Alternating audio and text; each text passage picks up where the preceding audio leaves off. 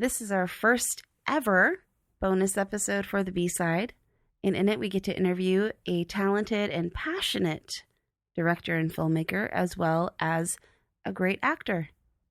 We had a lot of fun doing this interview, and we think you're going to have a lot of fun listening to it. Are you ready? I am. Let's go.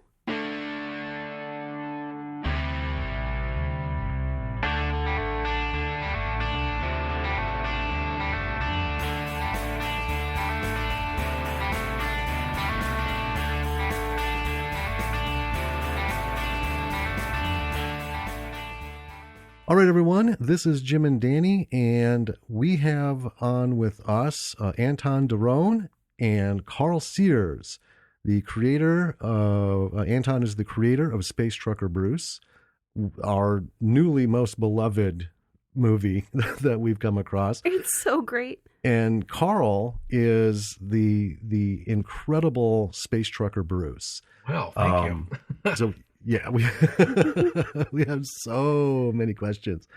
So I'm going to just start out with us having done a short film, which is by no means the same magnitude of what you guys have done. One of the big questions that we have is life balance.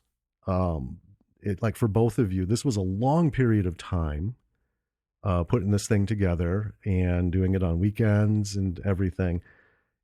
And the big thing we like to know from people is, were there moments where there were tough decisions on trying to balance family time versus film production time for either of you? Well, if you want me to go first, I could go first. Could do that. Yes. Yeah. Sure. Yeah. Yeah. So for me, at the time when this project began, and I was single and no kids, and so I had plenty of free time to pursue something like this. and also at the time, I don't think I realized how long the project was going to go for. I thought, we'll do it over 6 months, and then we'll be done, and it'll be this cool thing. And it just it just kind of kept, the project just kept going on and on.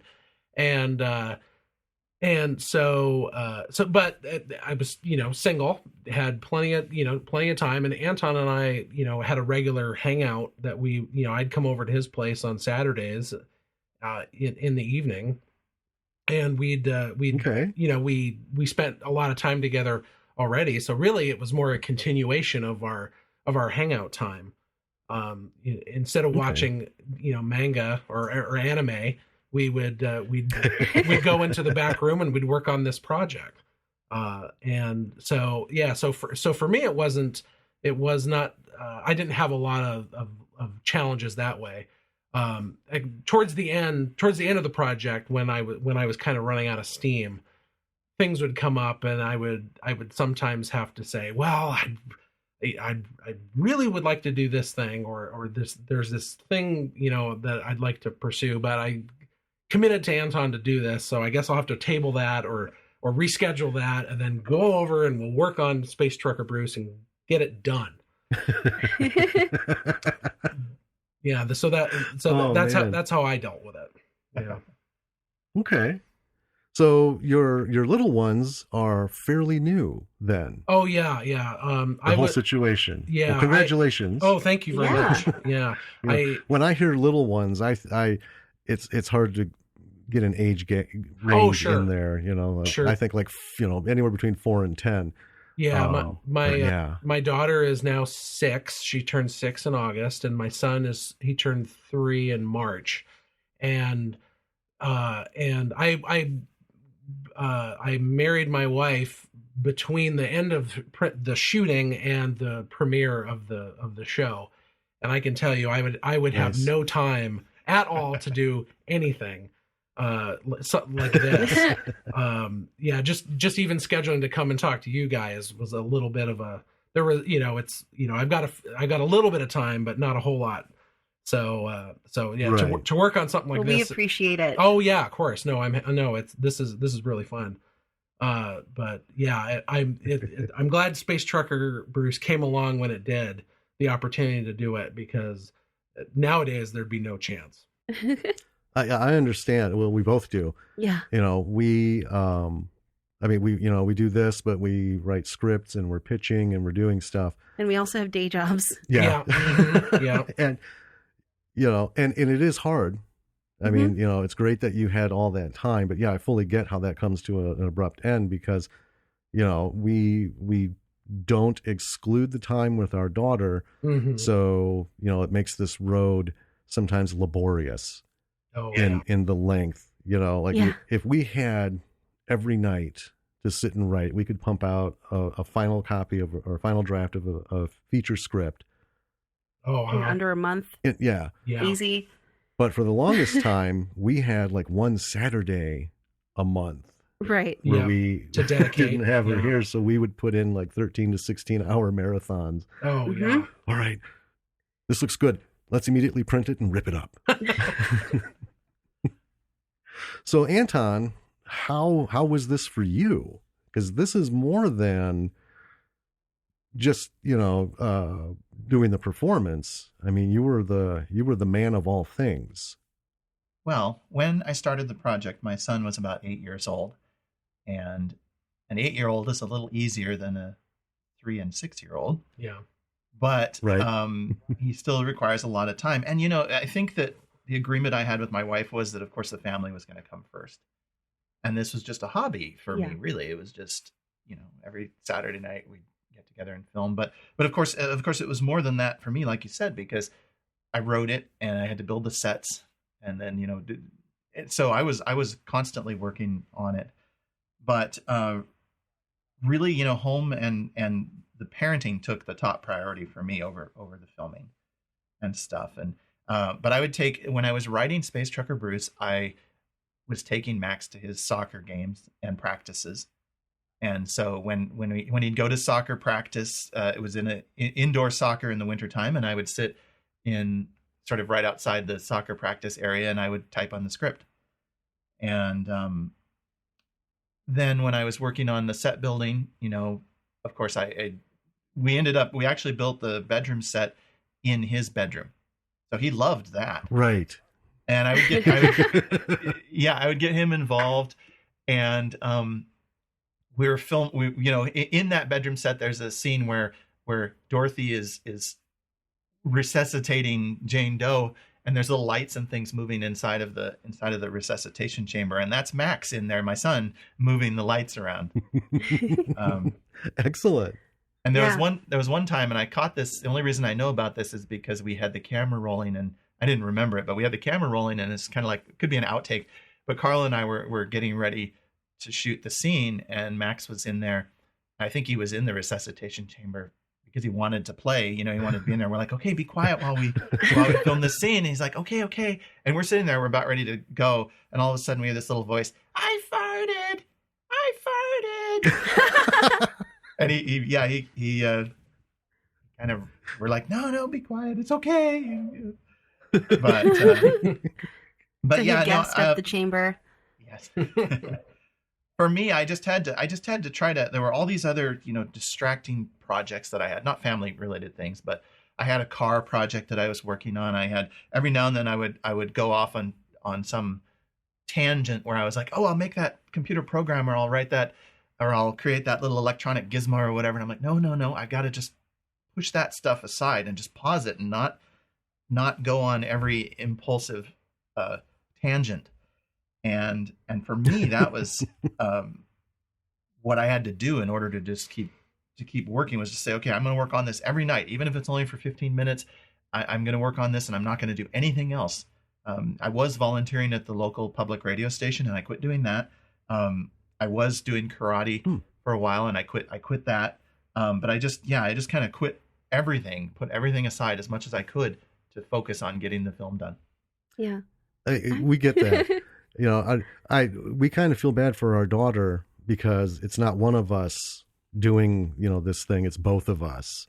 Yeah. So, when we do schedule a night, it's after bedtime, and we have that do not come out unless there's an alien, a fire, or you're bleeding, or some sort of EMT level thing. just let us have this 90 minutes before we would like to go to bed, you know. And it's tough when they're young.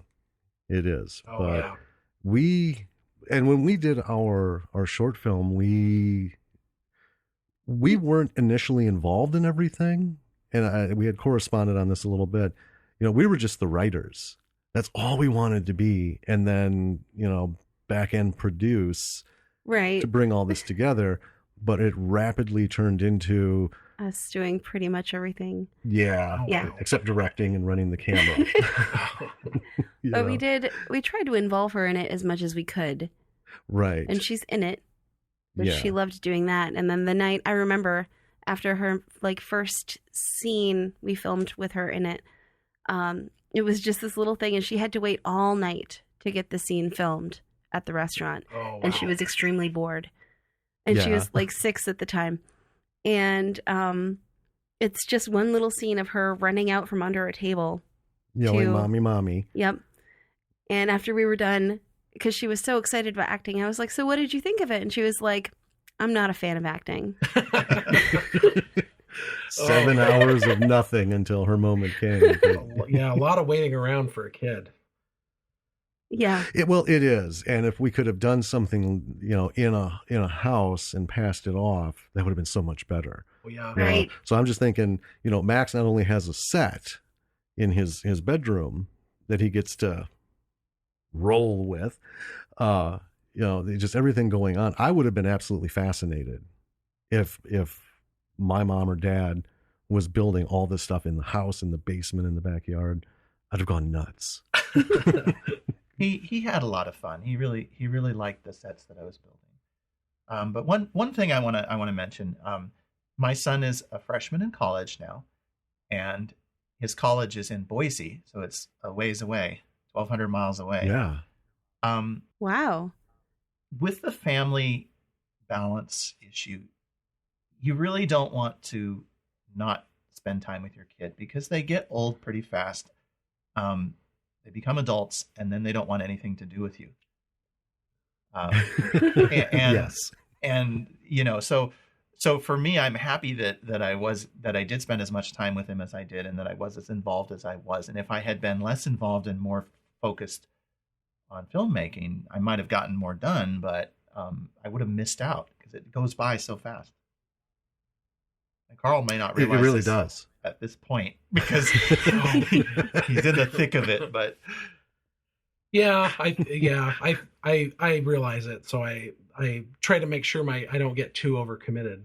That's why, you know, you approached me about maybe doing a part in your latest production, and I said I don't have the time. And when I do have the time, I'm too exhausted to actually really give it my best effort. I'm trying to get Karl as involved as he's willing to be in this project, but it isn't very much. You know, you might see his face occasionally in somewhere. I won't say where, and maybe his voice will be in there in a couple spots, but it's whatever there's time for, really. So I had to go it alone this time. Oh, well, you know, I mean, hopefully there will be another project and we'll have a little more flexibility. You know, we're super excited to see what this next one is. You know, I'm going to kind of just break away from the questions. I know we mentioned this in the podcast episode, but this was such a delightful find for us. Yeah. Because it hit all of the check boxes. It was, you know, it was good. It was good. Right. It had such a fun feel, and it really wasn't cheesy. And I went so far as to say that I think Space Trucker Bruce beats my all-time favorite, Planes, Trains, and Automobiles. Oh, wow. Love Steve Martin, love John Candy. But the two of you, your dynamic together on screen is just so fun. Oh, wow. And thank you. Yeah. Well, thank you.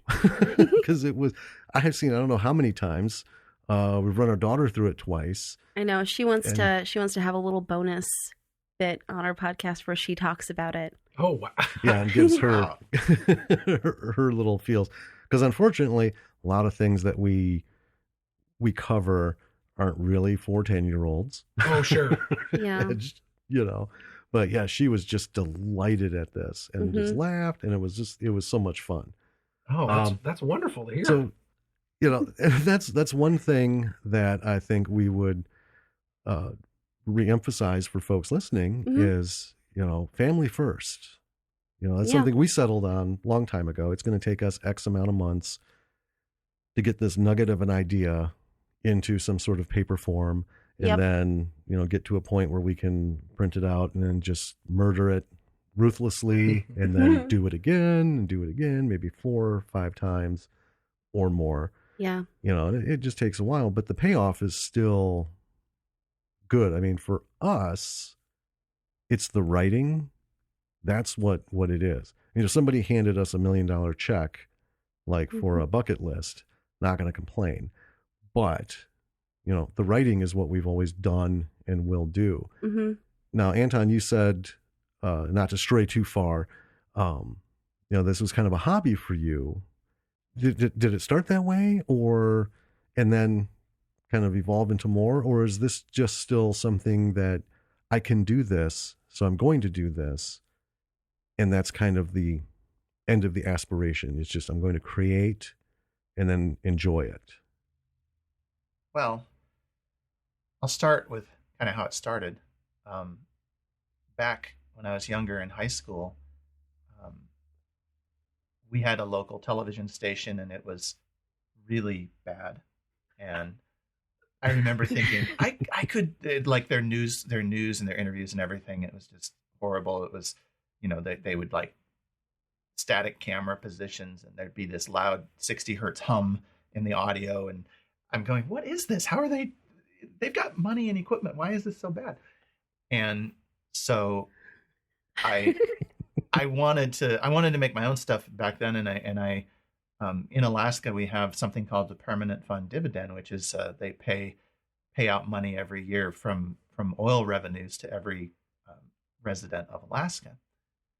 And it's not a ton of money, but I used it, a couple of those dividends. Although I saved all my sons for college, he didn't get to spend any of his, but I used a couple of mine to buy a camcorder. And I was in this Spanish class, and one of the things you could do for a project were videos. And so I started making these videos, and it was a lot of fun. And Karl was in a couple of those, actually, and we did those for a couple of years in our Spanish classes, and then I quit doing it because I really didn't think there was any future in it. I wanted to go to college and study something that I felt was a little more practical for me. So I went and I got an electrical engineering degree, and then I went and from there I started doing computer programming. But when I moved back to Juneau when I eventually moved to Juneau, where Karl had been living, he'd been doing these films there was a local short film festival, and he'd been doing films with his friends for this short film festival. And I really wanted to do one, and they had pretty much were on the tail end of doing them. Their interest had died down, and they had sort of stopped making these videos. But I really wanted to make one, and so one night, Karl and I had gone to a friend's place, and we were coming home. It was wintertime, and I'd been debating, you know, whether I wanted to get back into filmmaking again. And there was a car accident because the roads were slippery, and so the traffic was backed up. And so Karl and I are sitting in the car, and we're talking about various ideas, and he's mentioning, you know, well, I always wanted to do something with asteroid mining. And the conversation progressed, and then space trucking kind of came out of it, and I kind of decided there and then, you know, I'm going to jump into this, and I'm going to become a filmmaker again, and that was where I took off from there. But early on, I realized that I really wasn't making any money doing this, and so that was probably not a good area to focus on. You know, not quitting the day job to make movies. So for me, it's become more of a getting the vision in my head out and on into video form, into a movie, has been more the goal, and to try to improve. I used to love when I was growing up. I loved Star Wars and Star Trek and science fiction movies that involved space. And so for me, my goal has been to make like the ultimate space movie. And so I have limited budget and I can't make these beautiful sets and things. And so I have to do what I can, but what I can is these projects are what I can do. And I can try to get closer to my ultimate goal of making something that's just, super amazing, I guess. Yeah. Well, that is excellent. We did mention in a previous episode that, people who want to live the life of the creative have to be considered mental defectives because there's very few other things out there that beckon you with, I want to give you a life of no guaranteed income, no guaranteed employment, day to day. You have to just hold on, with that anxiety and hope tomorrow will, put some money in the bank. So yeah, it can be, like our film's not going to do anything for us. No. That was started out as a calling card project, but I can get that.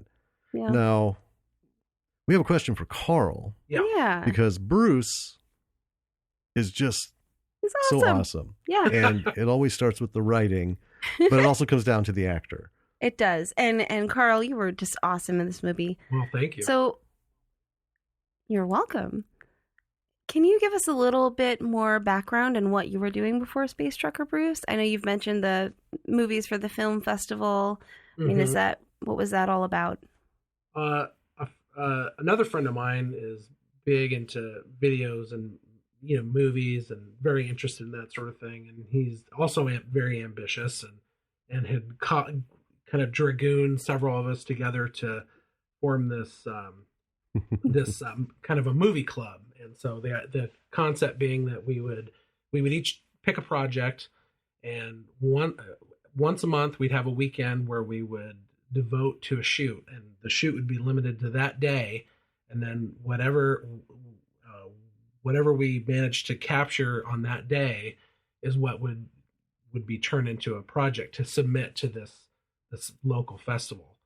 And so there was maybe 10, 11 of us, something like that. I think it was 10 to 11 of us, and everybody worked on their ideas, and we progressed through them. Everybody had decided to do something except me. I was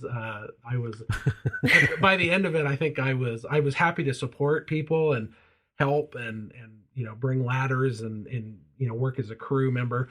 But I don't think I didn't really have a story to tell or a real idea that I wanted to pursue. So eventually our group kind of petered out.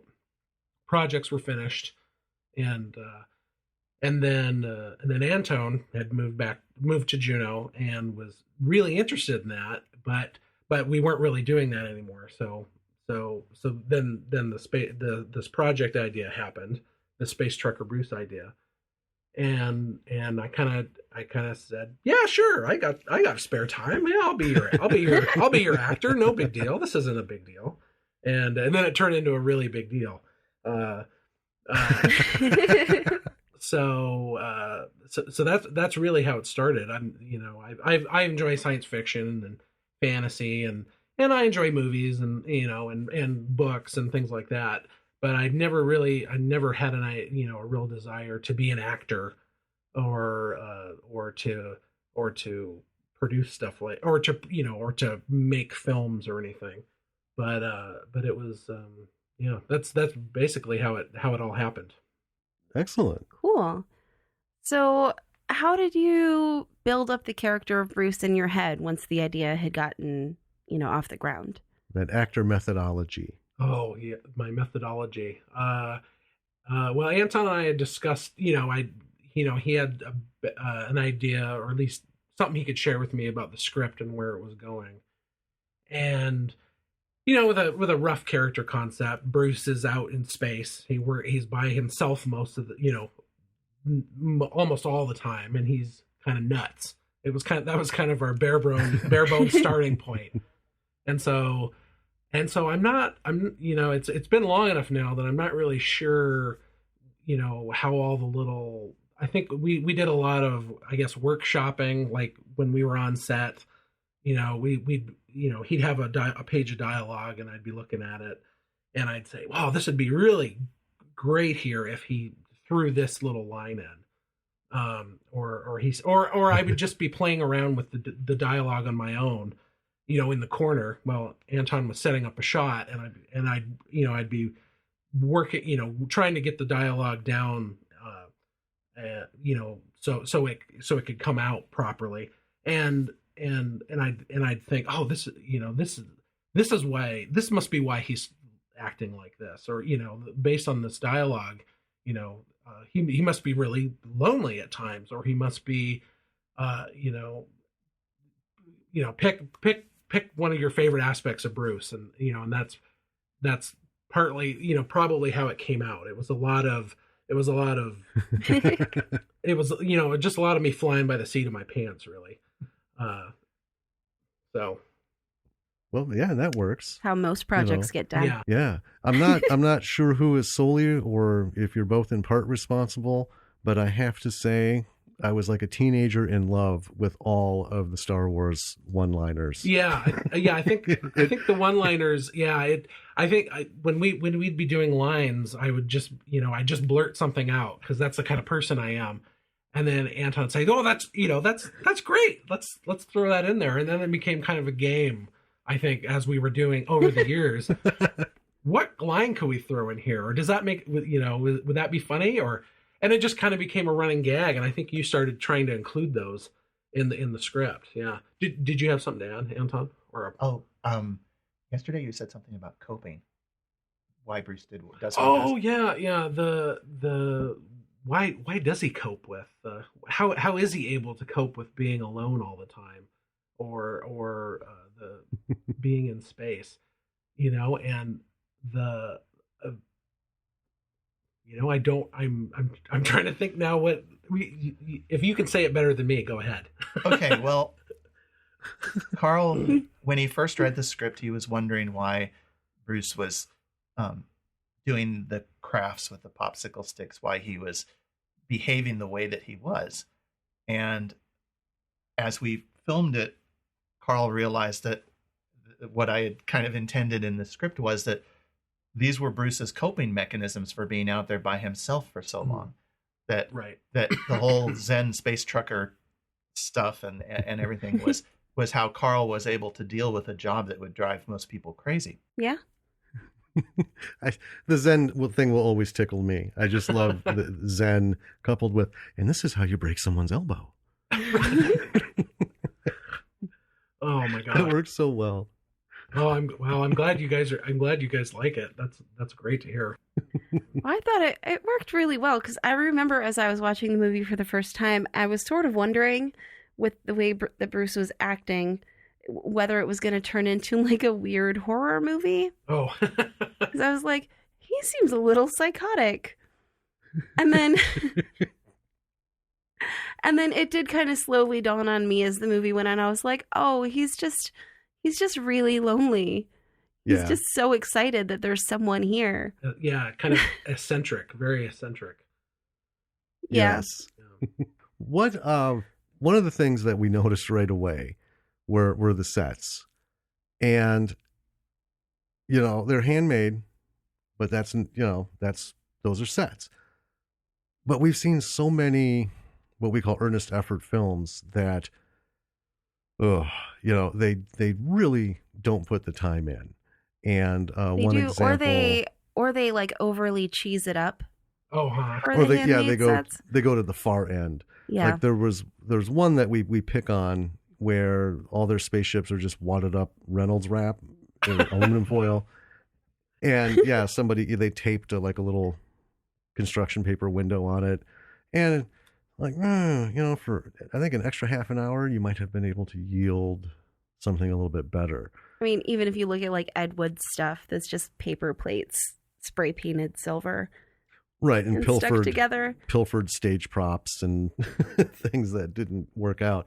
But one of the things, because we would never have been able to make this film because we have zero skills, anything with hammers and nails and stuff like that. And when I see this extent of stuff, I mean, I know there's plenty of people out there who aren't so obliviously nerdy as me, where they can actually do physical things. I always wonder, so how confident were you guys in the building of this? Well, like once it was done, now, because if I had built it, I would never have set foot in it. I would have been afraid for my life because I know my handiwork.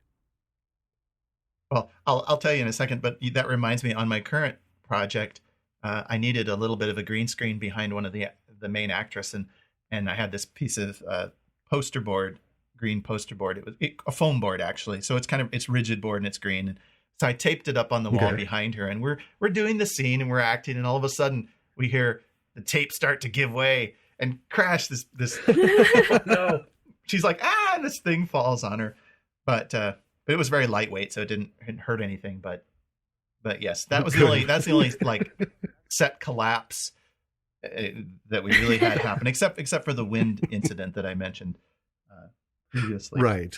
Yeah. But for me, my dad used to build houses and was kind of a overall work with your hands kind of guy. And so I worked with him when I was a teenager, and when I was younger, I used to build tree forts and, all sorts of contraptions in his shop. So as far as the building, I was pretty confident with that. And one of the things I did when I was younger was I used to play with cardboard and masking tape. I would make my own toys. I mean, we weren't super poor, but there was a lot of cardboard and a lot of tape, and I started sort of creating these things to play with. And so the sets are really large extensions of that thing I did when I was younger. Very cool. My grandfather taught me all of that wonderful, do-it-yourself stuff. But my grandfather is also the guy who did his own wiring and did all of his fix-its. Good example, he had a bug zapper he got for a birthday. He hung it in the backyard, and anything larger than a firefly hit it, the TV in the living room would go down to that little dot. And then, whoo. So that's what you'd get if you turned me loose. A mad scientist. Mm-hmm. Yeah, and for me, it was, my big thing was effects. I was so anal retentive about all the Star Wars toys that came out that, it looks too new. It's not the right scale. And I was 8 and 9 years old, so I didn't quite understand, well, that's how it has to be done. So he's got a tub of Star Wars toys that he still has them. Our daughter plays with them, but he's got like blood painted on the Wampa's arm, and the ship has got like burn marks on it that he made when he was a kid. I spent hours with movie stills detailing like the Snow Speeder and the Millennium Falcon with the right burn marks, blast marks, melting plastic, sticking wires and stuff in there. And that's fun from an effects standpoint, but highly impractical for anything we're doing. Also super dangerous for a kid to do. Shh. And Karl, did you have similar background in just like hands-on stuff? Yeah, my dad actually worked with computers in his professional life, but when he was younger, he worked as a carpenter. My granddad was a carpenter, and they were pretty handy. I've worked as a maintenance man for about 20 years, and so I'm not, I'm pretty comfortable around tools. I assisted a little bit with some of the sets, but usually I was off, living my carefree lifestyle while Anton was hard at work. And so I think I assisted when the hallway set blew down, getting that shored back up. But yeah, for the most part, all the credit for the sets goes to Anton. That just makes it even more amazing. Oh, yeah. Getting all that done. Oh yeah. And I can definitely see the electrical engineer come through because as we mentioned when we went over the movie, every one of those screens, everything looked like it belonged. Yep. You know, it wasn't some weird conflagration of lights and sounds and things happening just to happen. Oh Yeah, I know. We were watching it was made recently, but it was done in the style of like the 50s schlock horror films. And there's a scene where they're like going down the hallway and it's set on the moon or something. And they just have egg cartons stuck to the wall. They didn't even paint them. No. And we were like, what the heck? What is that even for? I might have used a few egg cartons, actually. Well, that's okay because, you know, well, yeah, we didn't know that they were there. I built a shuttle compartment in my closet. I tried my hand at changing things around. I took games and some of my sister's toys, ripped them apart, rewired things so that the lights and sounds were different. And I tell you what, cardboard pressed holders for different things and egg cartons made for fantastic sci-fi, especially Space 1999 feel. Oh yeah, hallways and everything. Yeah. Yeah. So, Karl, because this was shot over such a long period of time, how did you manage your appearance? I mean, there were a couple of points in the movie, and it was only after I watched it, the second time and the third time so on, that I kind of noticed the little inconsistencies, and then eventually it seemed like the hat kind of covered up the hair inconsistencies. Right. But so how did you manage your appearance over such a long period of time for the movie?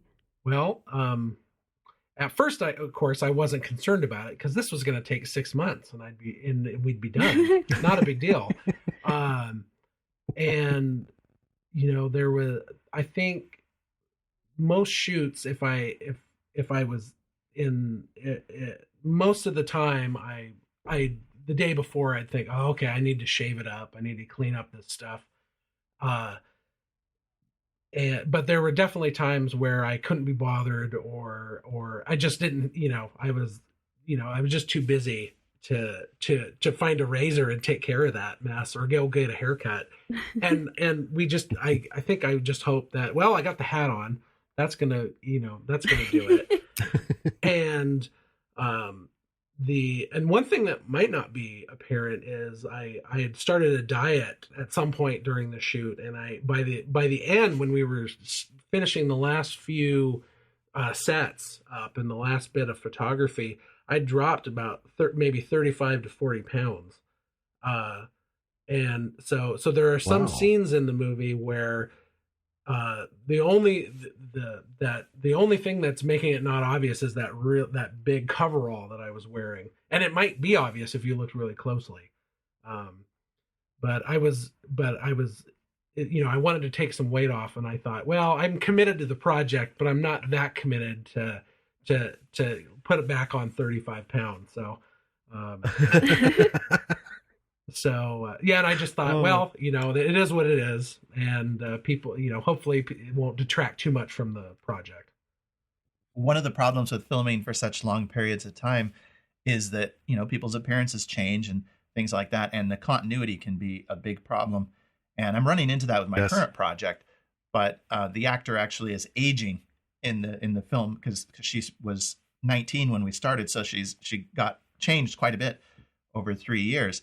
But I just, whatever, I'm going with it. People are probably going to notice it. We don't always shoot in sequence, so the actor might look all of a sudden a little heavier and then a little bit lighter, or the hair might change from scene to scene.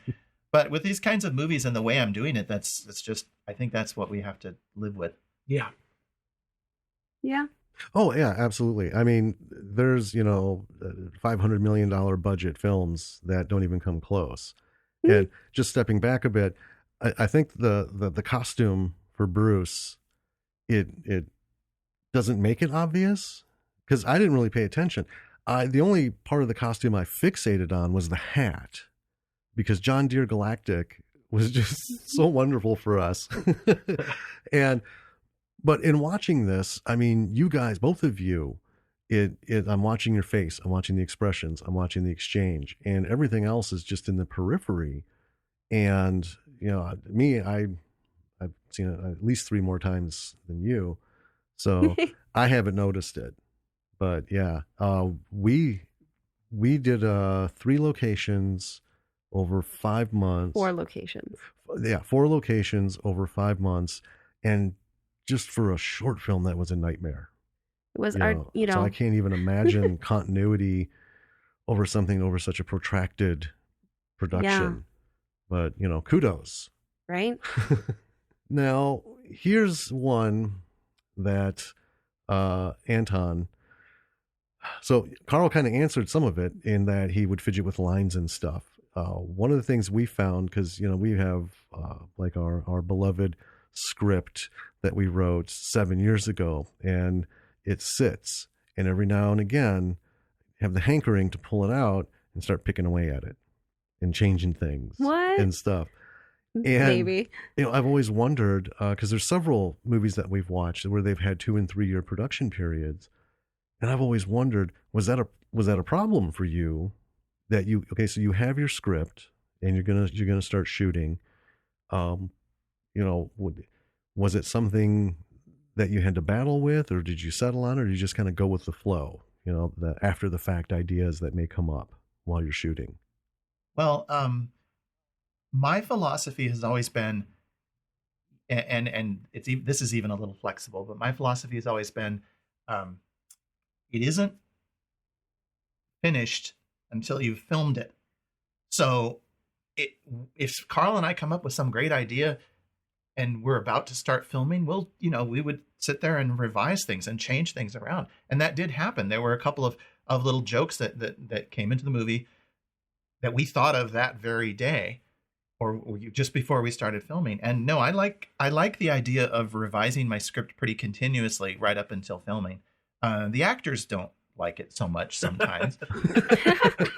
Oh yeah, we're going to drop that whole part. We're not doing that. They don't like that. But the important thing is to get the best story out there that you can. And so if you say, oh, it's locked and I'm not going to change it, why are you making that decision? And at least with the way that my films are, why you don't have to make that decision. You can change it at the last minute if you want. Assuming that your set supports what you're going to do, and assuming the actors can that it doesn't totally derail everything, you can do that. Yeah, definitely. I think you can do that. Did you ever run into any point where a cool idea that you had might have conflicted with like something that you'd already done in a set that you've already torn down? Yeah, a scene that you already filmed.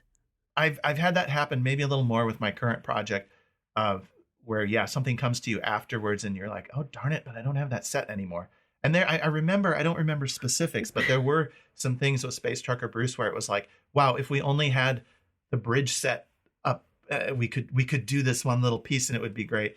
There were a couple things I did where I sort of cheated that. Instead of going back to I'll give you an example. When they first board the ghost ship, they see the frozen woman on the floor. And well, anyway, that wasn't in the original script. And when we had rented a location for that hallway area, and I didn't want to go back to it. So we made a little spot in my studio room where we could pretend that it was the hallway. And so we shot that. We shot that like a year later, in a different location, and it worked. It was okay. You can't really tell that it's a different location. No, I wouldn't have known. Yeah. It came off great. But yeah, well, cool. One thing, and I would think of like the way that the whole scene when he's out in space happens. That was a lot different initially in the script. And I was listening to a song while doing dishes one day, and I thought, wow, I know what to do with this. I know I can make this better. And so I frantically rewrote it. And we hadn't filmed using the spacesuit yet, so we were able to change things a little bit for that. But one of the regrets that the problem with, of course, thinking of these ideas after the fact is I was out walking my dog on some hiking trail, after the movie had been released, and then it's too late. Oh yeah. and I had this idea. Well, instead of the ghost ship blowing up, maybe they should have tried to salvage the ship and then tried to take it with them to the Titan station and then gotten in trouble and maybe the Nessus gets tangled with the ship and they don't have enough fuel to not crash into Saturn and then have this big climactic moment where they're trying to escape this ship before it crashes into Saturn. But it was too late for that, of course. Spoiler alert. Yeah. Right. Oh, well, no, I mean, man. I think, Karl, I think people who are listening to this have probably already seen the movie. So, You never know. yeah, you might. Well, wanna... In fairness, once this comes out, our episode about Space Trucker Bruce is already out. Oh, so okay. we'll have given it away. Got it. Because we kind of walk through the movie like step by step. Oh, good. Okay. Yeah. Everybody dies. Well, and the idea is to get people to see it if they haven't. Mm-hmm. Because if you sat down, if I didn't know you and you just sat down and told me all about this movie, I'd still want to see it. Yeah. And it's that whole independent, that's why we call it the B-side. This is all of the stuff that makes up, more than 85% of everything that's out there for viewing. Mm-hmm. And, enjoy it, live it. And I probably should have mentioned this at the beginning. I think we did mention it in the episode, but this is being done in Alaska. And I say that not as like, oh, it's Alaska. About 20 years ago, I had a position where Alaska was one of my territories, and I would spend 2 to 3 weeks bouncing between Juneau and Anchorage. And, it was interesting being there, knowing there's like a whole country in between me and, the rest of my country. And I know that there's a lot of, particularly because I also had Hawaii. They wouldn't send me to Hawaii, so I only got to talk to my people there. But I just wanted to know, was there ever like a sense of isolationism when you're doing this? This all hit you. I guess I don't know how to word it because it just came to me. Being there, like for us, we're in the middle of the Midwest. We call it the belly button of nowhere. And if it weren't for a website called Stage 32, we'd have no access to the producers and people that we've, over the years, slowly been able to start getting access to. Is that any kind of a sense when you're doing these kinds of things? That kind of being, way out, like your son, Anton, is in college, and the miles, when I think of the miles, I think of, oh, well, that's like, Chicago to, wherever. And yeah, it's kind of far. But I just personally felt really distanced because, there's Canada between me and the rest of me kind of thing. And because we feel isolationism here for sure. Right. Wisconsin is not top notch filmmaking. I know. When I lived in other states, I actually had someone say to me, "Oh, that really exists, huh? People really live there." And I'm like, "Yeah." That sounds like what they say about like Juneau. The tourists will get off and say, "People live here year round." Yes, we do. So, Karl and I grew up in Ketchikan, which is south. It's in Alaska, and it's a little bit south of Juneau. And same situation. You're on in Ketchikan, you're literally on an island, and in Juneau, you're on the mainland, but there's ice behind you and mountains, so it's kind of like an island. Right. The only way in or out of those communities is by airplane or by ferry, or you could take your boat and go out. But most of us use the ferry or use the airplane to get in and out of these communities. And I think nowadays with the internet, we do feel a lot more connected than we used to. I remember when I was younger, long distance phone calls were expensive, and we only got a small number of TV channels in Ketchikan, And we were kind of isolated from the rest of the world, but now it doesn't really feel that way anymore. Like you said with Stage 32, that's the internet, and it's you can communicate with those people. I shared a couple of very brief emails with the Sharknado people, and I'm way up here in Juneau and they're down in Hollywood, so it was like, nothing came of it, but my point being that I was talking to that person down there, and so yeah, the isolation is not. I don't think it's as much of a big deal, and we're used to it too because we've grown up here. Yeah, right. Yeah, and getting around up there, I have never flown in so many small planes my entire life.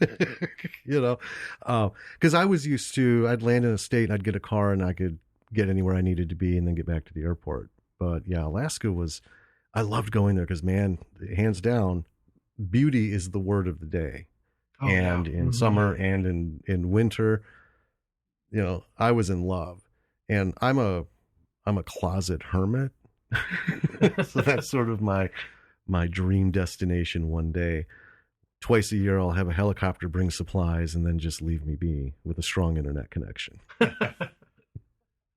Well, yeah, I've seen some of the footage for Anton's newest project, and it's set in the modern world, and the footage is beautiful. He shot it around Juneau, and it's really incredible looking. So I'm excited for him to be able to show it off to everybody. It's a bit of a departure from Space Trucker Bruce because about 50% of the movie is filmed in Juneau and on the hiking trails and areas around Juneau. So it's not all in spaceship sets, although there's plenty of sets. Okay. But it's a mixture of both, which was what my goal was to film about, these regular people in and around Juneau, and out on these hiking trails and then to film, the second half in space.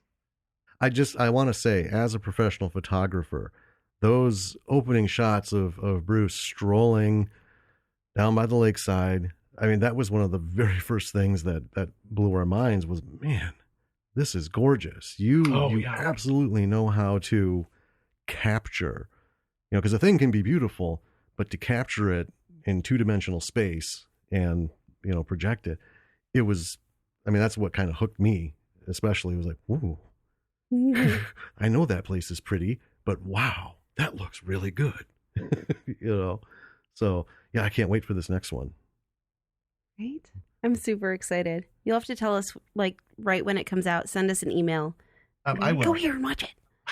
Okay. I will. It's I've still got about a year of post-production. It's just, you think, oh, I'll be done by 2018. And then, oh, wait, no, that's not possible. 2019. And then, 2020. Oh, maybe 2021. But it was the same way with Space Trucker Bruce. I have to tack on a couple of years for post-production onto my time estimates. Otherwise, because I'm just so off. Right. Well, and like we exchanged in an email, I've kind of shared a little of my woe with you on, this is a short film, but it's 4 years in the making in post-production. Oh, our Alice. Yeah. Yeah. And, it's, I fully get how you can only do so much at a time. The things you want to do, they take the time that they take.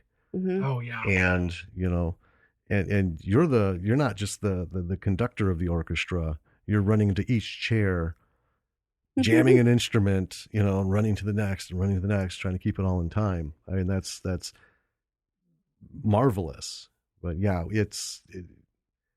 and we try to get that through to people. So it's going to be good for them to hear this from someone who's doing it besides us, complaining about it, is that these things take time. Independent filmmaking is not, okay, we got 6 months, and then in month 7, bam, it's a Chinese theater. It doesn't work that way, Yeah, it's when you have less people, it takes more time to do this because you're doing everything. So yeah, definitely. Yeah. Production stories, Karl. What are some memorable things that happened other than, Max filling the rejuvenation booth with gas? Right. Yeah, the restaurant scene was pretty. It was kind of an epic thing. There were a lot of extras there. Anton had rented the place, and and an interesting thing is the character Katie, played by Cachet. She Bruce had been mooning over her this entire, the entire script. He's mooning over her and constantly referencing her. And Anton had the bright idea while we were doing the setup for this is Bruce should finally kiss Katie. He should make a move. And I immediately, the first thing I thought was, I'm not ready for this. I don't know that I'm ready to do that. And I did a panic breath check. Like, is this going to be horrifying? How's Cachet going to feel about this? Is she going to want to, give me a big old smooch? And Cachet's a trooper. She was up for it and she thought it was a good idea. And so I had to calm myself down a little bit. And we still had some shots to set up or some prep work to do. And so I was thinking about it and I realized Bruce has been mooning over this woman this entire time. And this is a great like arc for him. He's actually finally, he's always talking about, he's taking action and making it happen. And I thought, man, I think the audience would really, like this moment. And it was, and so we shot it, and it was, Anton wasn't exactly sure, I think, how to shoot the actual close-ups. And so, unfortunately, Cachet and I had to kiss several times till he was happy with the shot. And it was kind of nervous and giggly and funny. So it wasn't bad, but it definitely had my heart going the whole time. It was probably the most excited and nervous I was the whole shoot. Yeah. And especially to have that sprung on you at the last second. Yeah. Oh, yeah. No prep, nothing. Just, hey. Intimacy on film is like hard enough as it is. Oh yeah. Yeah. So, but I think it works really well. And yeah. And I'm really happy you came up with that idea. Yeah. It worked. It's a lovely moment in the film. Well, yeah, you cheer Bruce. Yeah. Like, finally, man. Get it. Get it. Yeah. Live in that moment and take it for yourself. Right. All right. Well, thanks, Karl. Yeah. Thank you very much. I very much appreciate it. Oh, yeah. Mm-hmm. And, we seriously hope that as the constraints of child time, as we call it, family time, yeah, start to loosen up, I think audiences will just love to see more of you in whatever capacity you can give. And very kind. I just wanted to say this, and this is kind of, this is sort of Anton's field, but I would kill a dozen people to get my hands on a Space Trucker Bruce action figure. For real. If that ever happened, Karl, could you live knowing there's a 7.5-inch version of you in households across the country? I think I could live with that. Yeah, that'd be.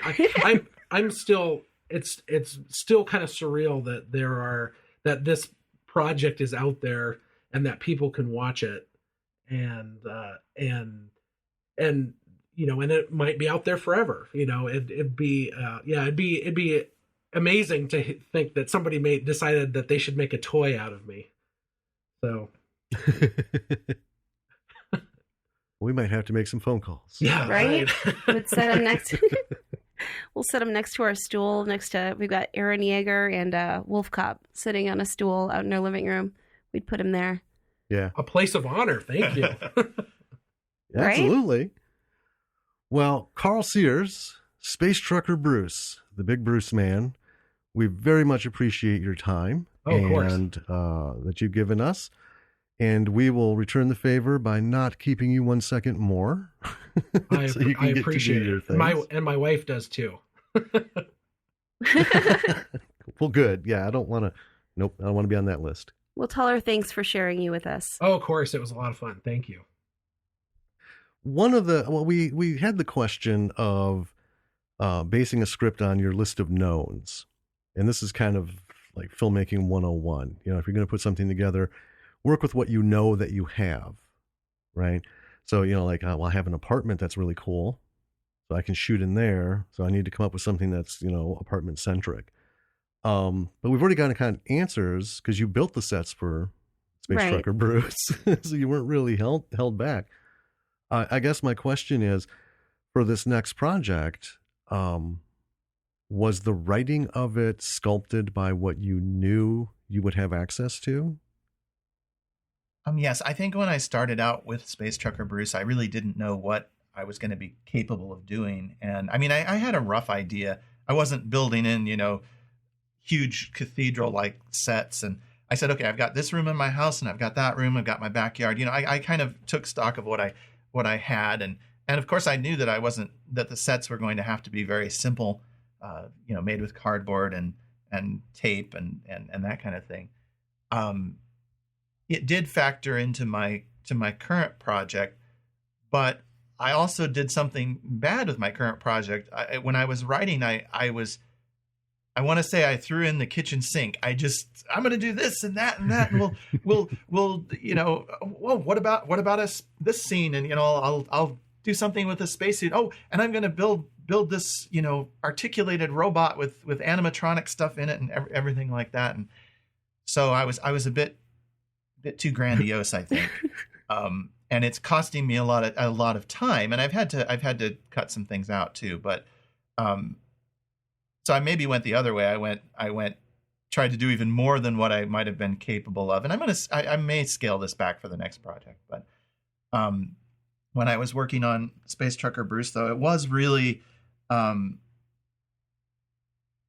knew that I knew that, you know, I wanted to limit the number of sets, and I knew what locations had to be practical ones and there was a neat hallway at my son's school, so I thought, well, I could probably rent this and use this hallway. And it was kind of, you know, going around town thinking about what I could use, what it was going to cost. The restaurant scene, I didn't even know if I could rent the place where it was or not, but I wanted to. They had this big long bar, and it was, you know, it's kind of an interesting room. And originally we shot the restaurant scene at another place. I rented like a sort of a banquet hall thing, but the scene didn't turn out very well. And so I reshot it when I found out that I could actually rent the place that I wanted to rent. Oh, nice. Yeah. But you know, I knew, for example, that I didn't want a large number of actors because they weren't getting paid and they were filming in their spare time, and the filming was going to take a while. So I knew I needed to keep the number of actors to a minimum, which is kind of why it's mostly myself and Karl doing the acting. My budget kept things under control. I knew that I wasn't going to have tons and tons of money available to me. So that was a big factor in it. And you know, there were things when I was writing the script at first, like I said, at first I didn't really know with that movie, but with my current movie, except for my tendency to want to throw in the kitchen sink, I did keep, you know, I in the back of my mind, I think I know what I'm capable of doing. And I pushed that a little bit, but not too much. I had thought about, you know, a helicopter shot for my current movie, and I had ruled it out because I was like, okay, well, we have a lot of helicopter tourism up here, so there's lots of helicopters flying around. But I figured, you know, right, the money and I didn't know anybody who was involved in the helicopter tours. And then towards the end of filming, one of my coworkers said, "Oh, I know such and such who runs the helicopter tour companies. Do you want to use a helicopter?" And I decided against it, but all of a sudden I had this option to use, you know, to possibly use a helicopter. Nice. Did you, going around looking at all these locations, I need to ask this. Did you feel strange asking people, "Hey, can I rent this space?" And I guess, like, I don't know what the spaces actually were, because like poor Danny was driving around the city. We were scouting bathrooms. Right. There's She- vital bathroom scenes in the short movie that we put together. And so, because all of the other production members of the company were male, I was the only one who could go around to different bathrooms in the city and surrounding area. And with my phone, I would have to like take a little video of the bathroom kind of to give them the layout, because it would be weird if Jim or Asa or, John or anyone were to go into like a women's bathroom somewhere and just like film it. Right. Yeah. No guerrilla filming. So then we found the one that we wanted, and I had to figure out how to get a hold of the company that owned the building. Right. It was this really weird situation, and I had to compose. I felt it like it was the weirdest thing in the world for me to compose this email to be like, can we rent your bathroom After hours. after hours for a night of movie filming? And how much would you want for that? It was very awkward. And then I don't think that we did manage to rent it, but I don't think he communicated it to anyone, because while we were filming, a cleaning person came in and just started cleaning without any real regard to That's one there of the being funniest. like 16 people stuffed into this little 2-stall bathroom. Yeah, that's one of the funniest production stories that we have. Is in the midst of chaos. This was the scene where everyone forgot to bring the sound equipment, and so we had to use the microphone on the camera. And we're already dealing with this nightmare, and yeah, we've got 12 people packed into this bathroom trying to stay out of shot. And all of a sudden, like parting the Red Sea, this cleaning woman just comes right in the middle of filming, goes in, does her job, and walks out. Without a word to anyone. And we were all just, what just happened? It was a weird sense asking people to use their space. Did that factor for you at all? Or are you just really comfortable, hey, this is what I need to do and this is what I want to do. What can we work out? I think for me, it was almost the opposite. And I don't know if this factors into it or not, but when you're from Alaska and you travel to the lower 48 and you interact with people, when you say, "Oh, I'm from Alaska," people go, "Woo, you're from Alaska." It's the Alaska card is kind of what I like to refer to it as. And so like my son's goes to college, and I said, well, just tell them you're from Alaska. And their eyes, people's eyes light up when you say you're from Alaska. And so, so I think I felt like with making a movie, I think when you approach somebody about renting a location because you want to make a movie there, you want to film something there, I think of that like the Alaska card, where I think people their eyes are gonna light up. You're not renting their bathroom to, do some, I don't know, some weird thing. You're renting it to make a movie. Everybody knows what movies are, and they all think it's exciting and exotic. And so whenever I go to a location and I want to rent it to make some kind of a movie, I expect that when I say that, people are going to go, "Ooh, a movie," and I think that makes it a lot easier to ask for locations. I would think so. We get a look that basically says, I know. "Are you mental?" Yeah, but why? Yeah. That's the response Why? that we get. Why? Which is really interesting. We have beer and cheese. We don't do film. Yeah, that's funny. What are you That's doing? not the way it is up here. Everybody gets excited about it, and they ask you all these questions about what's your film about? What are you doing? But I had a similar experience when I rented the restaurant. I don't think the owners had told the people at the restaurant that I was renting it, and I show up, opening the door, hauling in a bunch of film equipment, and the waiters and everybody are like, "What are you doing?" But they checked with the owner, and fortunately, we got permission. We had permission, and the owner told them it was okay. But yeah, there's this look of confusion when you show up with all your gear. I believe. Yeah, the first day we shot at the restaurant, we had to make handwritten signs and post them because the restaurant's in a old house on a hill. We had people coming up to the door because there was so much activity going on in and out. They thought they were open. Yeah, they were like, "What's we had going a few on?" people walk in. I turned the corner. I'm like, "Who are you?" We have like 10 people in this production. You're not two of them. Yeah. The restaurant that we had, I mean, luckily my aunt owns it. And so she allowed us to film there. So, and that kind of informed when we were writing the script. We were like, well, we have a restaurant. Yeah. What can we do with this? Nothing with the bathroom, hence that nightmare. Yeah. Well, I think the like summary question we want to ask is, because, you know, at the end of each episode, we pick things for people who are starting out and doing, you know, small scale stuff. stuff you can learn. Yeah. And, you know, things that were done great and where to focus on. You know, my big thing is craft services, feed the people. But what lessons from Space Trucker Bruce did you take into this next production? And, you know, what would you say to those listening that are, you know, doing the same kind of thing? And it's sort of that mix and match. You can tell everybody everything that you've been through, but it's kind of that they got to go through it through themselves. But what would you impart to other, what I'll call true filmmakers? Because, you know, we wrote it, but we weren't doing the whole thing. And there are a lot of folks out there who are doing the man of many hats like you. What would you have for them?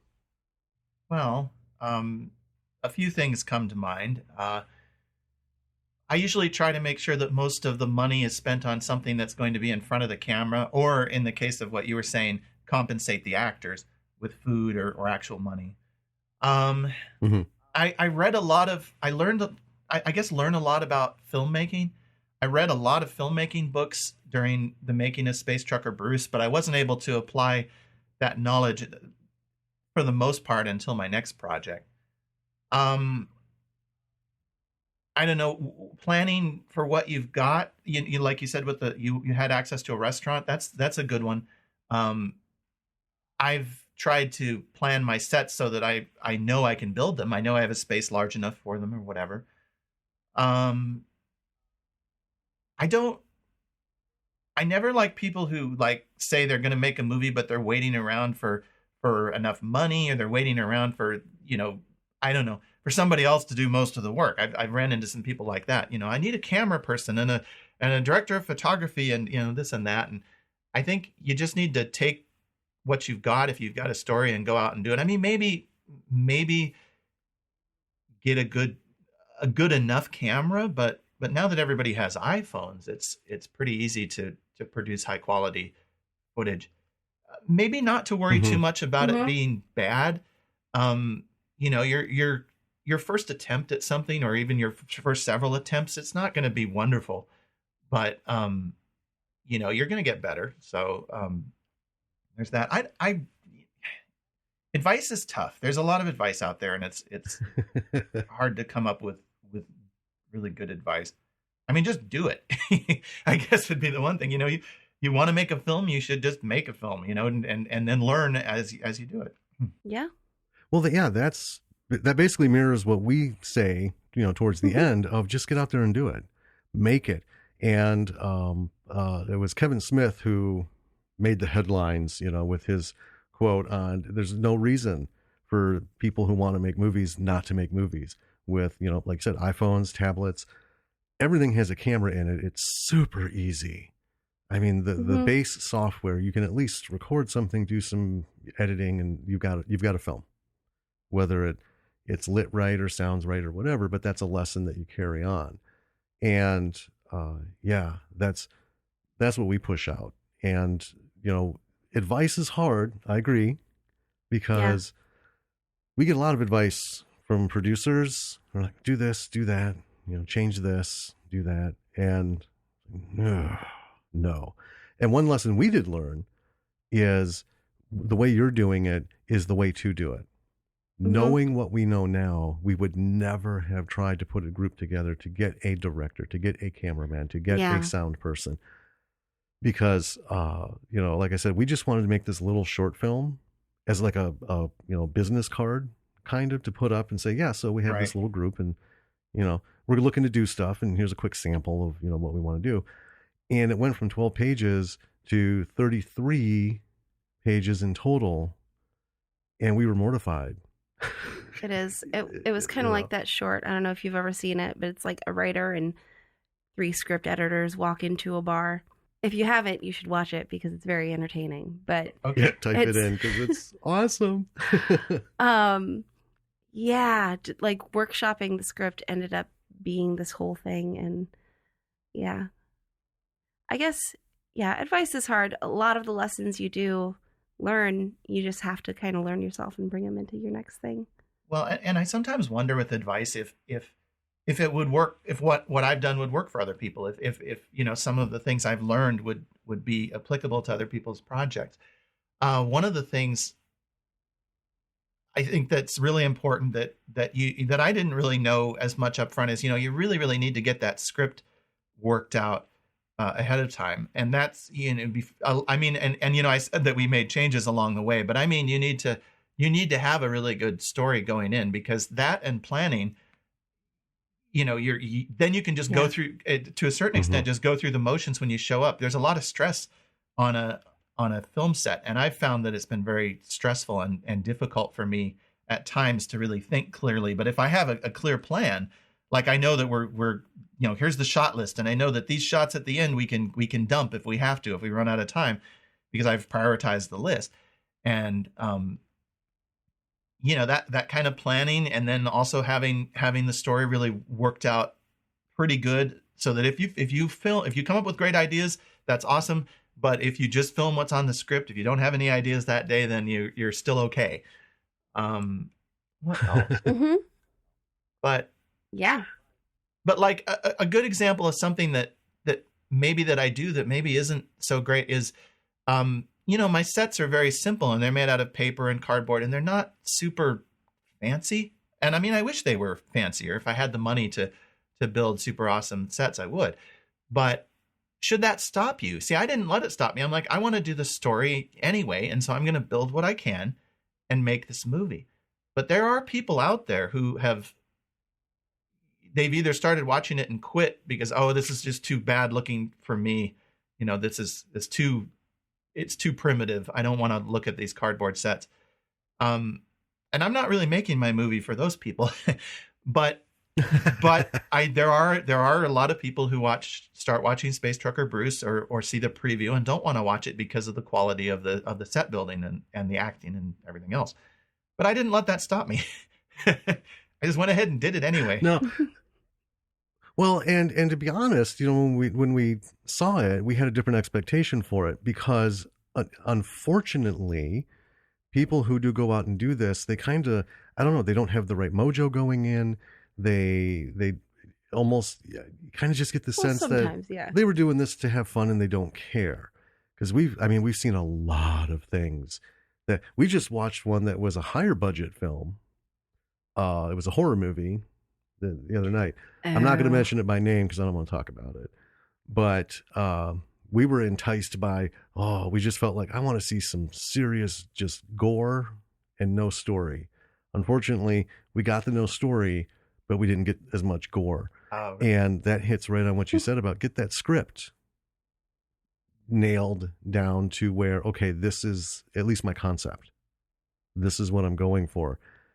It was almost like 5 people were walking down the hall, dropped their scripts unbound, and they cobbled all the loose pages together and just ran with whatever they had.